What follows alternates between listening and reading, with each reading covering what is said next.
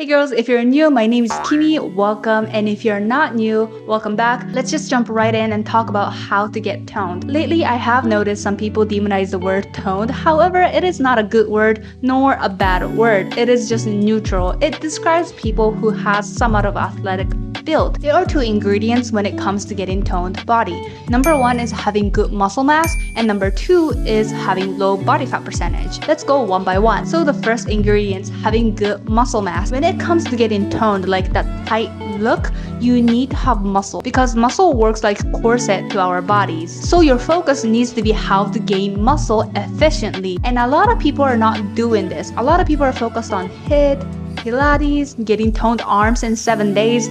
Those are not focused on gaining muscle. Those are mostly focused on endurance of the muscle. If you want to gain muscle, you need to challenge your muscle. And how do you challenge your muscle? By you going to the gym and lift weights that is challenging for you. And you might be thinking, Kimi, but I don't want to get bulky. Literally, I get comments like this all the time, like I don't want to get bulky. You can. Not to be mean, but you need to humble yourself a little bit because getting muscle is not that easy. Some of you girls may have seen picture of me flexing like this.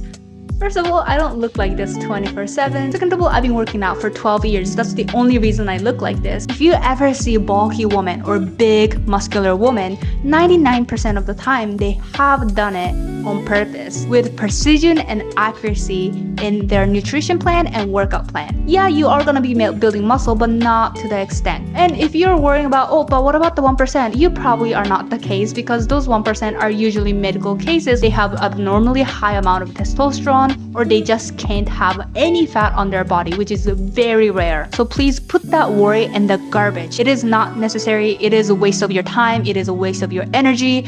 Put that thoughts in garbage and never bring it back, okay? The only two things you need to worry about when it comes to weightlifting is number one, is your form good? Number two, are you lifting heavy enough? Yes, I did say you need to be using challenging weight.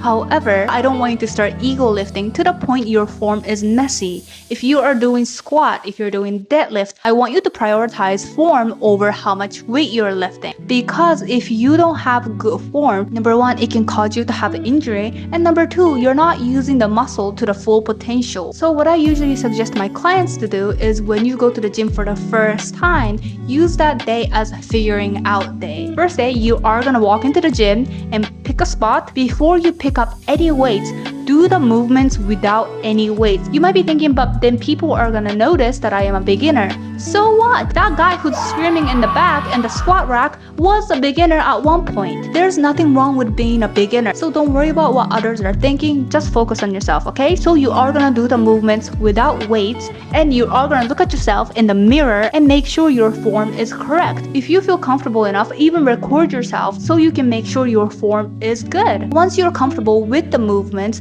then you want to pick up the lightest weight. 1 kg, 2 kg is good enough. Then you want to do it again to make sure your form is still correct even when you add a tiny bit of weight. Once you are comfortable with that, then you want to find a weight that is challenging for you. Each movement, you want to find a weight that you can do up to 8 to 12 times. If you can do more than 12 times, that is too light, so go heavier. If you can't even do 8 times, that is too heavy, so go down a weight. That's how you gain muscle in the gym. However, your muscle is not only made in the gym, but it's also made in the kitchen. So what you need to worry about is eating enough amount of protein. Let me tell you, do not neglect your nutrition because Kimi used to neglect it. I've been working out for 12 years. For the last 7 years, I neglected it.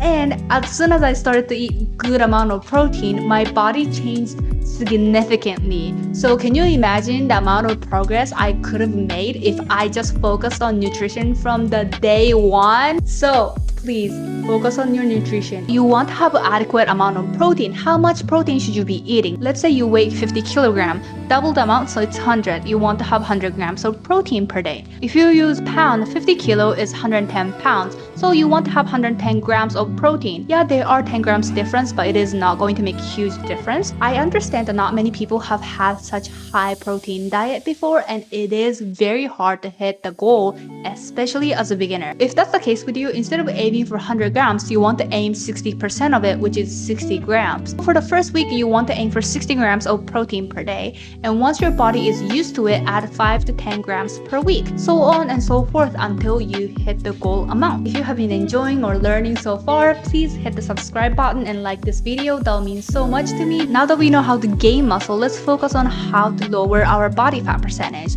One thing I need you to remember is I want you to be realistic. The healthy body fat percentage for women is between 20 to 30%. Depending on race, it can go a little higher. This is depending on individual to individual, but if you go lower than 20% and as you get closer to 10% of body fat, some people can lose their period, they can experience rough skin, rough nail, rough hair. So I wouldn't suggest you to take this to extreme. I would suggest you to take it to moderate. And I'm gonna be honest with you, measuring your body fat percentage is extremely hard. I have no idea what my body fat percentage is. The scale you have at home that can tell the body fat percentage, those are very off usually. And some people go get body index done, but that is still slightly off. The most accurate way to measure the body fat percentage is pinching method, so you pinch your skin everywhere on your body. However, that is really hard to do on your own, or you can go to some institute and you can jump into the water and measure the amount of water that flow out of the pool. However, that is a very expensive thing to do. So I don't want you to get obsessed over the number of the percentage. What's most important here is how you look and how you are feeling. So don't get obsessed over the number on the scale or body fat percentage. Now, how can you lower the body fat percentage? What you want to do is go on calorie deficit.